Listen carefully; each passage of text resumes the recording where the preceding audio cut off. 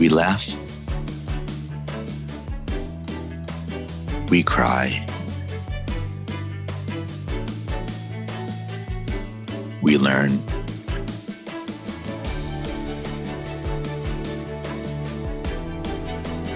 But really, what doesn't kill you makes you better at managing clients and everyone.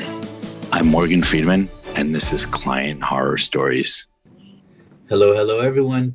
I'm so excited to be back for the latest episode of Client Horror Stories, and I'm doubly excited to have Beth Trejo here. Beth, did I pronounce your last name correctly? Yep, you got it. Okay. J's can be confusing sometimes.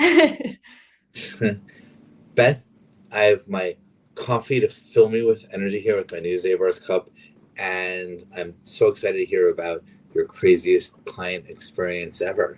Take it away. Well, I know you typically have client horror stories on your show, but I want to share with you a partnership horror story because I have kind of an interesting one. A little background, I started a social media agency in the heart of America in Sioux City, Iowa, when I was 27 years old. And I had kind of a wild ride throughout my journey. I bought a partner out, sold it, and then there was a nightmare at the end. And also a little bit of definitely some good things too, and some learnings along the way. So that's what I want to talk about today. I'm very excited to hear that. Yeah, so I'll start just kind of when I decided to start Chatterkick, which is my agency, or primarily social media. I did not think that I was going to be an entrepreneur. That wasn't what I had planned for myself. I had a background in marketing, and I was working for a local chamber of commerce, meeting a lot of businesses. And I saw just a pattern that businesses needed help with either recruitment or promotional sales. And I was like, hey, I know how to make this happen. And so I was doing it on behalf of the chamber and was part of a young professionals network where everybody around me was just starting businesses. And I was like, well, hey, how hard could it be? I was extremely naive. I had a baby at home.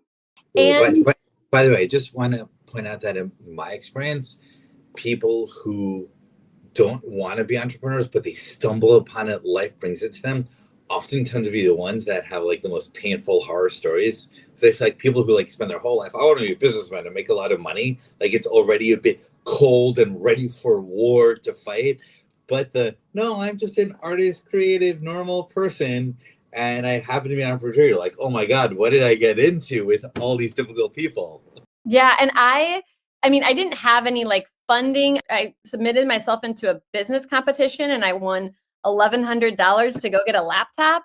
A friend came to me and said, hey, you should start a social media business. And I was like, I mean, okay. And so he said, well, let's be partners. I got your back. And so with my $1,100 laptop, I started Chatterkick. I thought I was going to be like cold calling on day one because I'm bootstrapped. I'm ready to go. I'll do whatever I need to do to make this happen. We ended up getting quite a few accounts in the beginning. So it was really just me, both selling and servicing the accounts. I got a couple interns in the mix, and it really took off. A little bit of a detour. I had found out that I was pregnant like 2 weeks after I quit my job. Again, I had a little baby at home. So I felt like I was starting a business in a coma, in a trance, because I was extremely sick. Wow. And I had a really high risk pregnancy. So it was also just another level of, you can't outsource that, right? You can't delegate that. And it's kind of a wild ride. I remember my daughter was in the NICU. She's great. She's wonderful. But she was in the NICU. I was in the hospital bed emailing clients, just like bawling because, your hormones are wild and crazy. And I got through it. It was definitely a challenging first couple of years, but you figure it out. I was naive again and scrappy and was able to kind of make it work. I hired a couple people. About a couple years in, I felt like, okay, I can do this now. And so I bought that partner out, who was also my friend. And we had, I mean, it worked. It wasn't dramatic. Great. It wasn't like over the top. We're still friends today. It was just kind of what you would want to happen, right? Like, Perfect. I've grown up and I can do this on my own. So I had the business just running for a couple of years. We were getting quite a bit of solicitations for acquisitions. This was kind of that time when social media was just like booming. Agencies didn't know how to handle it. And so I had multiple offers and decided to sell the business to a contact that I knew from my local hometown in the Midwest, but he was working on behalf of a company in Baton Rouge, Louisiana.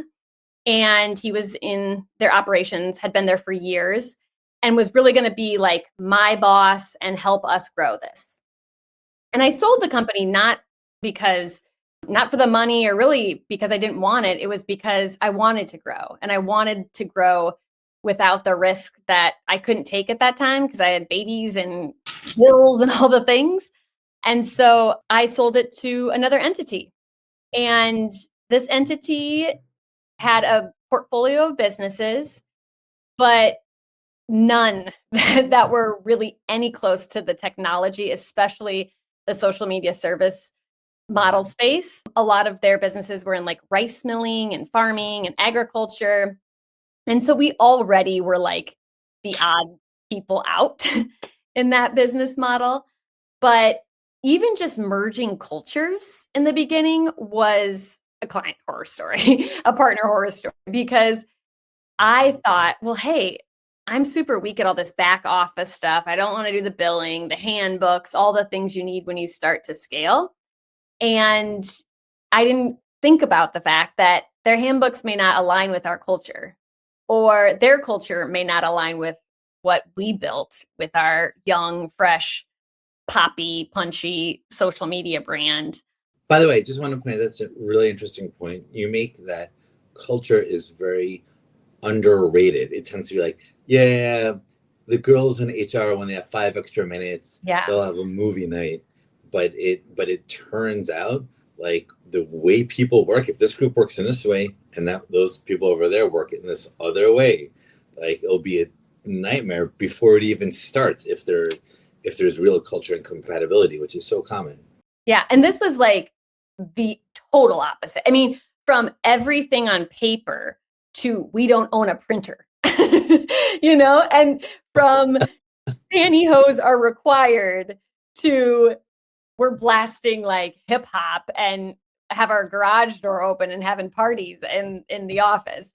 So it was such a massive misalignment. And thinking back on it now, I'm like, why didn't I know that wasn't going to be super easy? Or why didn't I ask those questions? Because that first part was definitely a challenge. Just to kind of, my team was still my team, and I was really that layer between the private equity group and the rest of my team.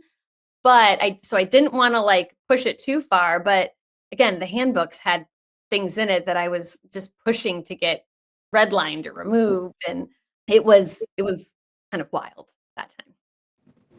Okay. So the acquisition happened and you quickly realized wildly different cultures. Question. I feel like there are a whole bunch of euphemisms in our conversations and I like to go to the meat. To build up to the horror, did the different cultures result in like kind of like annoying problems, or would it be there like wars? Like, did it lead to more serious conflicts, or just they don't want us to have parties anymore?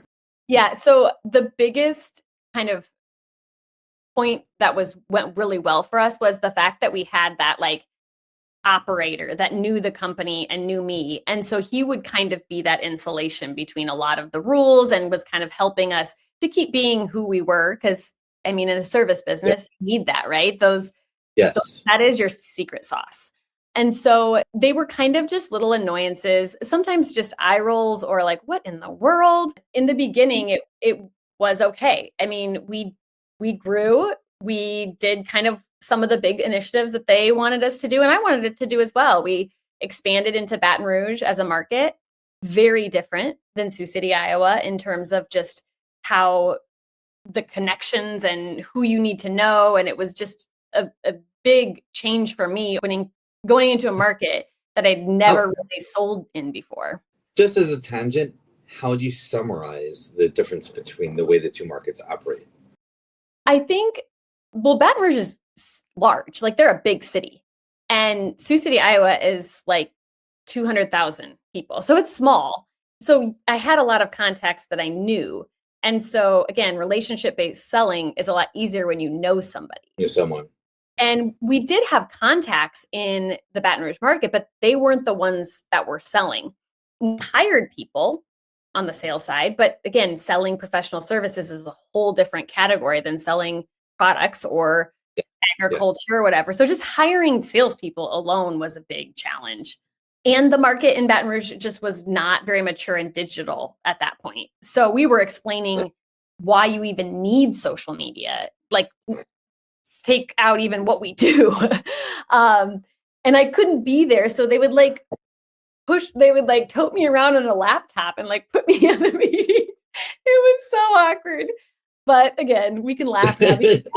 That wasn't the culmination of anything, but it definitely was just awkward. It was like the floating head on the laptop. So we grew from like four to six people, I think we were, and to like 26 people in a very short amount of time. We didn't have systems that scaled with us, so that was a learning curve. Going from 4 to 26 is very fast, like stressful, intense. Yes, especially because, again, your management style has to change, the oversight, the tools, the technology, so many of those pieces we had to just figure out as we went. Some of them were sloppy and chaotic, and others just we made work, right? It was just kind of the situation at large. The interesting thing was, because I had never hired salespeople, I've never been trained in sales. I just naturally love to talk to people and solve problems. And so I didn't know how to train a salesperson, especially in this world, right? I realized I'm not a good sales trainer because I don't have any process or systems that I use. Yeah. And we didn't have even like materials for them to hand out. We had good people, but we had no sales. It was like, I think we had 4 or 5 people in that market, and we were just still not selling anything in that market. Our other market was, rocking and rolling, but it was definitely a hard culture shift again, because we had these people in another market, and then we had our, foundation in the Midwest, and we liked all the people, but this was before like virtual was like mainstream.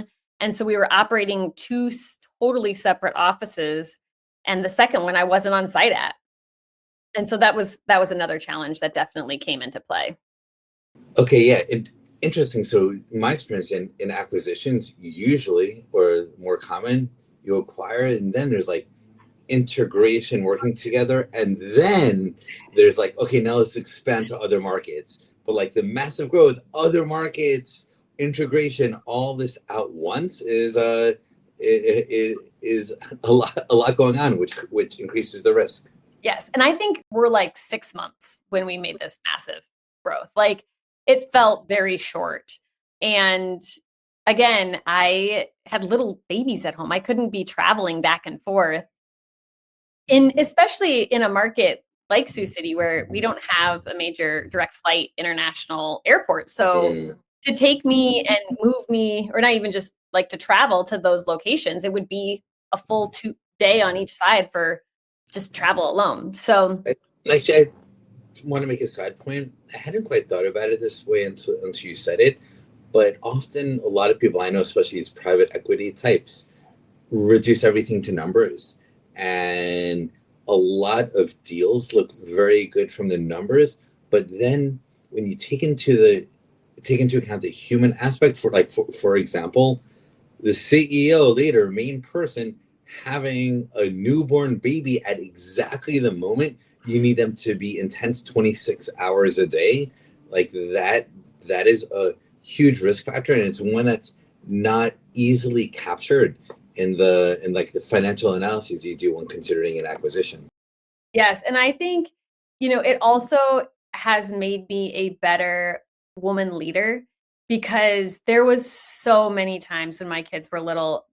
That is probably the only regrets I have is just the fact that I was going 100 miles an hour and I wasn't present, even if I was physically there at times. I always laugh. My 13-year-old, who is the baby, she is like the most independent and bold and amazing human. And I'm like, well, she had to figure a lot of things out because I was so building a business at that time. So maybe it worked out for her. But yeah, it definitely made me realize that women have life events that are not comparable to men, right? Like I couldn't fake my pregnancy and say that I don't have a kid. I had a kid and I had babies, and my husband is an amazing partner, but he was also building a business at this time. Randomly, he decided to start a startup.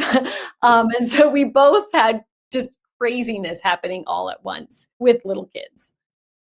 By the way, I just want to make a footnote comment on something you said about 10 minutes ago, just speaking about women in business. I often talk about different company cultures merging, but until your example from 10 minutes ago, I never thought about pantyhose versus no pantyhose as an example of a cultural difference.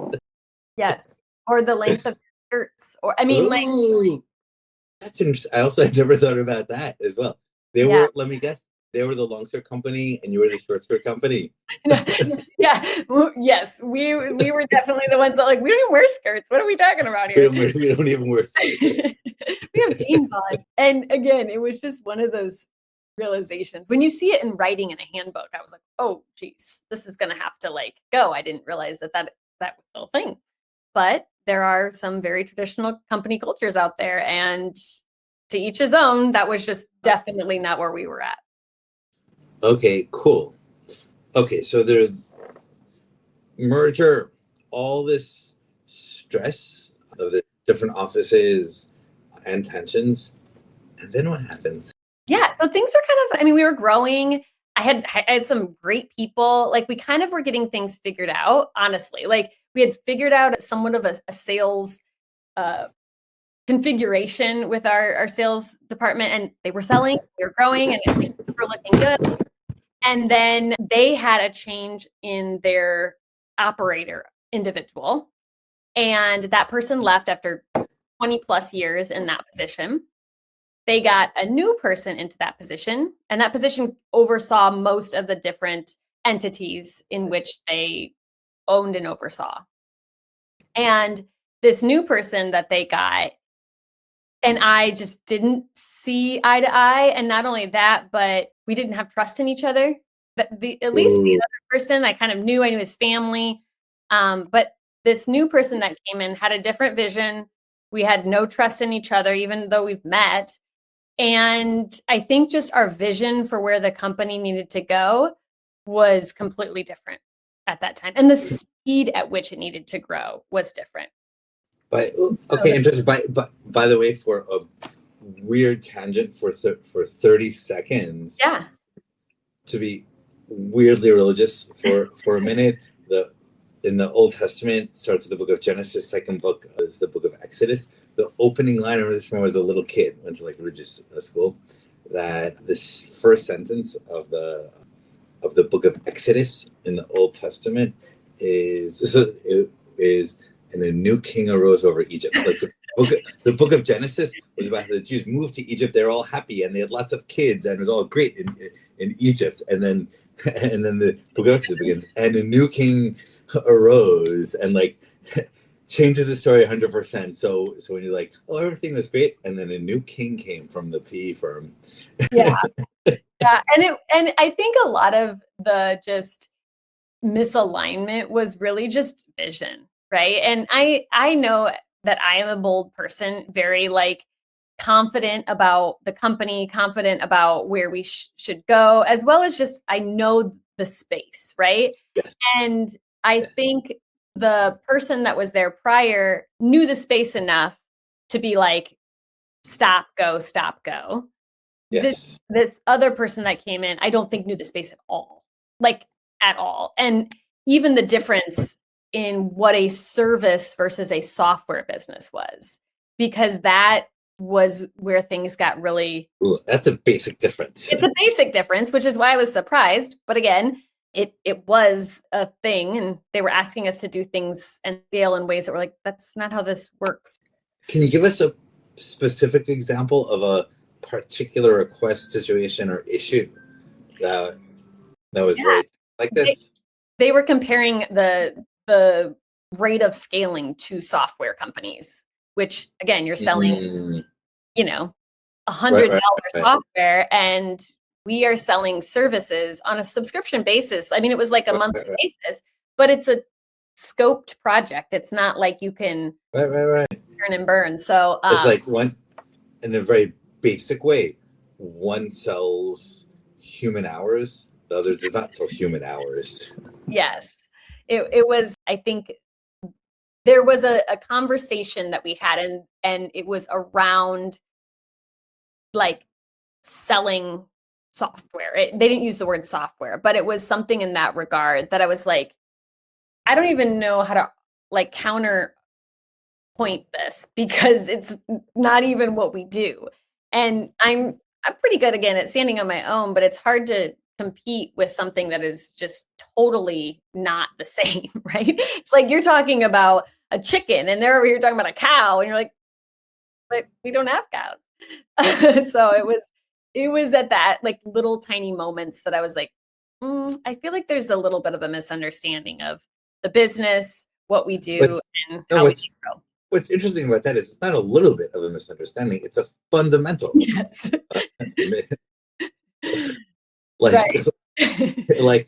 Like, are you a farm or are you a company that manufactures tractors? Like, both are cool. They're just completely different businesses. And if you go to a farm and you're like, hey, how come on this farm, like, we're not making tractors? Yeah. You're like, that's not our business. Yeah. And I think, trying to, again, I still wanted to grow. So that was aligned. I did want to grow. I had ideas for growth, but trying to perform growth inside a structure that did not really understand what made us work was this. I spent more time educating than actually building, and educating the parents. Where, again, thinking back and now, you always learn lessons. I could have been actually building at that time, but it took a ton of resource drain from me just to communicate.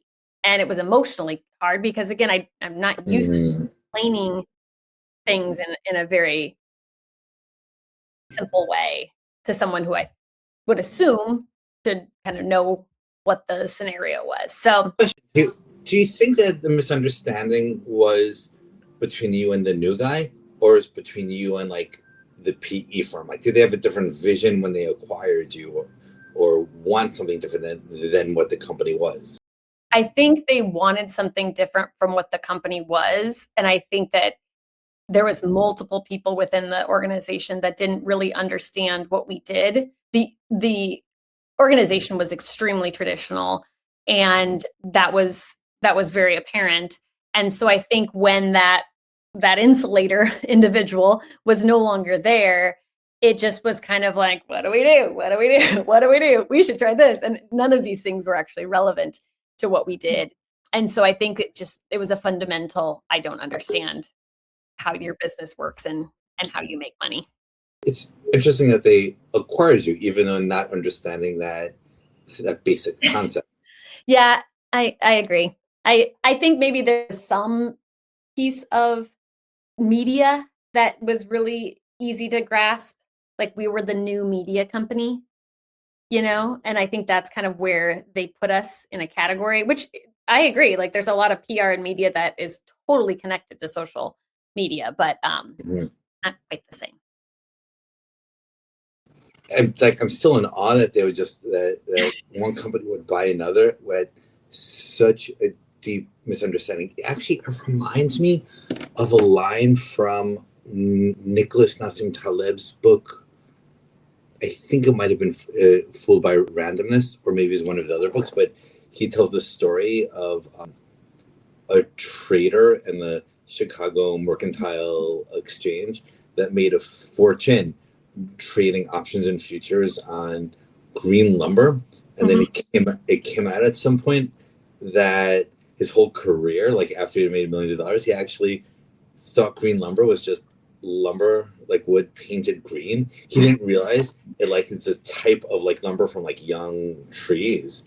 And that's a good anecdote because it really makes the example that to like often invest, make money, build a business. You often companies don't understand the basic simple things of what they're dealing in. They're like, oh, I know the numbers and I know how this works. And sometimes like the green lumber guy, it can do it well. And other times maybe like you're acquired, not so much. Yeah. And I think, there was a moment when I really feel like that because they didn't understand, they decided they kind of wanted out. And it was clear that pressure on their end replaced the strategy because it was no longer about strategy and how we grow. It was like, how do we get out of this? And I think they realized that it wasn't a simple exit. Like you could just sell a professional services business that's still founder led and founder sales driven to another entity. Like they kind of realized that at one point, and that's when it got ugly. Tell us about the ugliness. So I think, honestly, when I say that, a lot of this battle was happening in silence because they were using emotional pressure. They wanted me to buy the business back, or they wanted to sell it to someone else. Like they wanted out. It was clear.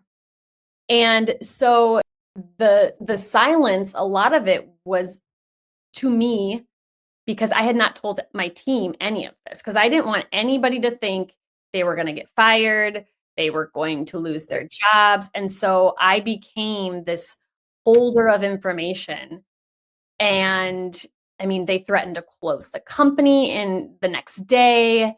They tried to force urgency. They had made not like they weren't absolute like threats, but it was that emotional pressure that they knew they were getting to me. And it was, I mean, it was extremely difficult to just suck all this in. How long was this after the acquisition? Like, did you have a little baby at home when all this happened? Yeah. So this was probably like 3 years after the acquisition. I think, I had like little kids, like my daughter and son were probably like 4 and 6 at this time. So still busy. Okay. But again, my husband was doing his own thing. He was still helping at Chatterkick. He has always kind of helped, but on his own path at that point. By the way, on the battle happening in silence, I want to make the observation of my experience that is really common. That all the time I've seen, especially in like corporate politics, people do these things and say these things, and you're like, what are they trying to get at? Why are they doing this? And like, what's really happening? And that to me, just that realization was important in my professional career and development, because a younger me thought the bad guys wear a hat that says I'm bad, and everyone knows they're bad. But in real life, wait, who's good, who's bad? Wait, what are they doing? Why are they doing this? Wait, what's happening here? And most of the struggle is figuring out there is a struggle and what the struggle is and what form is it taking shape. Yeah, and at the moment I thought that the hardest part was the negotiating tactics because they were intense. They were and I knew it at the time, but it's hard to call bluff, or it's hard to realize when they're serious. And again, I had a team of 20 people who I dearly, dearly cared about. I'm still trying to run the company. So this is in between meetings, I'm getting emails and phone calls. And what I realized was the real hard part was the fact that I was carrying that fear privately and still trying to show up to my team because we were in person, that everything was fine. Right. So I would have this drawn out battle. And then I'm ready. And then you have to be happy and smiley 2 minutes later on the team call. Yeah, that was extremely difficult. Probably one of the hardest things that I've ever had to go through. Okay, so they put these emotional tactics on you, and it took a toll on you because even if you recognize it's like they're using emotional pressure, right, and you realize you're not going to follow through, it's still emotionally difficult, which is why it often works and why companies do that. Right. Unfortunately, if it didn't work, they wouldn't do it. Right. You put up the act for a while, and then what happened? And then, I think there came to a point where I had to look myself in the mirror and say, what do you want? I am a chronic people pleaser, which makes me really good in business. Honestly, it's customer service, like top level, but also it's hard for me sometimes to be able to say, what do I want? Right? Like, what do I want? Not only from the business, but I knew that, if someone else bought ChatterKick, and like, would that be okay? And I think where I ended was, if I bought the company back, it would have to be on terms that were okay for me and my family. And I did this as an investment. I could still care about my people, but if I bought it back, it wouldn't just be to buy a job back. And I had to really draw that hard line because I could get another job. And I didn't want to just buy a job back. That didn't make any sense, right? Right. But if I bought the company back, this would be an investment, and I would have to be confident that I could turn it around. Because at that time, they were really using our company in the growth stages to offset some of their other entities. And so the books were not great. It was a risk. And so I just had to say, I believe in myself that I can do this, and that this is an investment for me. And I'm going to treat it as an investment and not just as a job from this time forward. And that's really what I had to kind of come to the conclusion of. So you decided to do that, and then? So I said, okay, I'm willing to come to the table. I'm willing to have this conversation. I knew that the business alone wasn't super value on the market. And I had the upper hand, honestly. I knew I did. And so I went to the office, the traditional office, and sat down at the table and told my story. This is why I believe that this is what the price and valuation should be. This is what I think I need from the business. And I let silence be. I just sat, and that's hard for me. I let the silence linger. And the individual was kind of like trying to play trying to distract from the conversation, and walked away, had to go kind of talk to some of the other entity people, and came back and said, all right, the deal that you've requested, like, we're going to do it. And I said, okay. Walked out of the office, and we didn't have a car. So I had to go around the building to get an Uber because I wanted to get out of there. And so my husband was with me also at the time because he was kind of working in the business, and he was the one that did know about the transaction, obviously. And so we walked around the corner, and we were like, we could take a breath. Like, it was like, okay, we got this.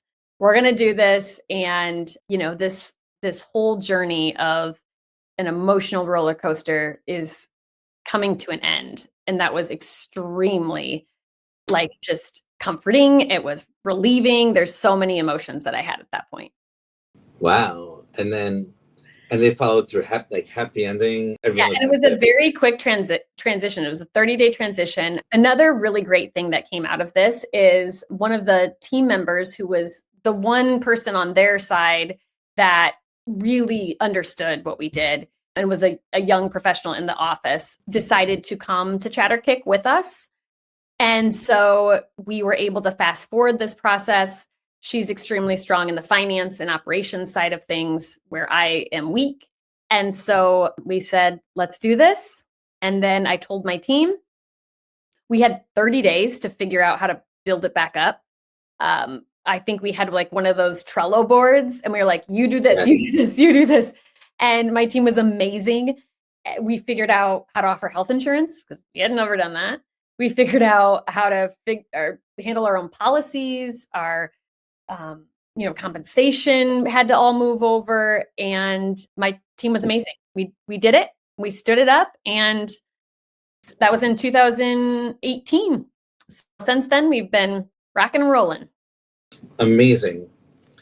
If I can ask, and you can definitely not answer, did you buy it back for less than you were paid?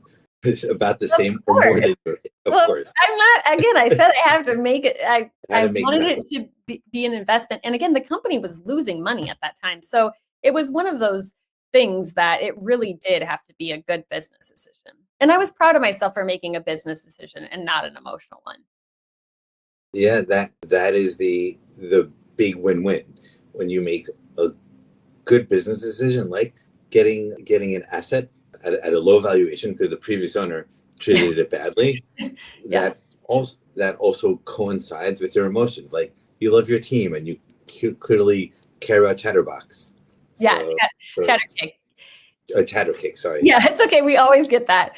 And I think, the ultimate lesson that I really learned, it really wasn't about anyone else. It was that I was clear on what I wanted and who I was at that moment. And I think that was a big growth opportunity for me personally, and I think I even see that now that every chapter that we go through at Chatterkick, it just keeps me asking that question again, like, do you trust yourself fully?